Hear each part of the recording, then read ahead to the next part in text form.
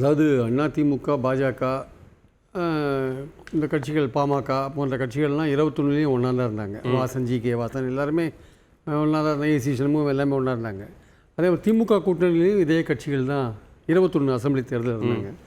அப்போது இந்த கோஷம் வந்து எழலைன்ற பார்க்குறோம். 2 சைட்லேயுமே எழலைன்னு பார்த்தோம்.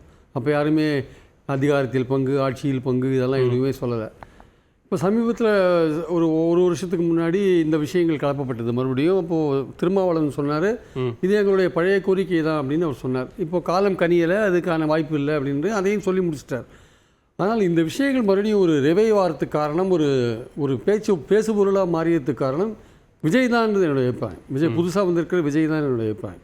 அவர் வந்து விக்கிரவாண்டியில் சொல்லும்பொழுது நம்மளை நம்பி வர கட்சிக்கு வந்து அதிகாரத்துலேயும் நாங்கள் பங்கு கொடுக்குறோம் அப்படின்னு சொன்ன விஷயம் இருக்குல்ல, அந்த டிக்ளரேஷன் தான் வந்து இங்கே இருக்கிற மற்ற சின்ன கட்சிகளுக்கெல்லாம் ஒரு தூண்டுகோலாக மாறிது ஆக்சுவலாக. அதுலேருந்து வந்து அந்த கோஷம் ரொம்ப பலமாக போனதை நம்ம பார்த்தோம் நம்ம. ஸோ அது இவங்க கொடுக்குறாங்களா இல்லையா, அது எப்படி அமையும், அதெல்லாம் வேறு விஷயம்.